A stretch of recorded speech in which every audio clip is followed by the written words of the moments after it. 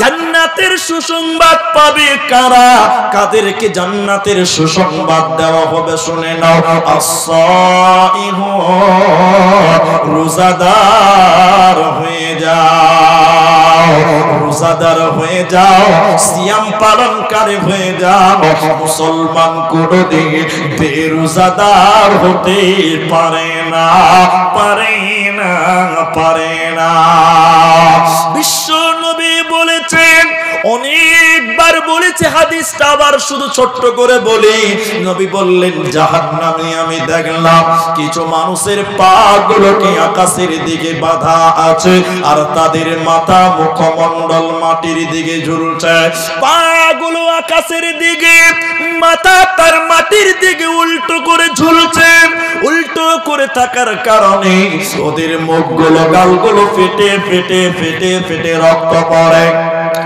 নবীজি থাকতে না পেরে বলেন, জিবরাইল তুমি বলো এরা কারা? কেন তাদের পা গুলো আকাশের দিকে বেঁধে রেখেছে? কেন তাদের মাথা মুখমণ্ডল মাটির দিকে? এদের অপরাধ কি জিবরাইল তুমি বলে দাও। জিবরাইল আমিন বলেন, ইয়া রাসূলুল্লাহ, যারা রমজান মাস পেয়েছিল, রোজার মাস পেয়েছিল, দিনের বেলাতে ইফতারের আগে যারা খাবার খেয়েছিল, আল্লাহর ফরজ রোজা রাখে না, ওই সমস্ত বেরোজাদারের দলেরা, ওদেরকে জাহান্নামে উল্টো করে টাঙিয়ে রাখা হবে। ওদের বাঁচার উপায় রবে না, রবে না, রবে না।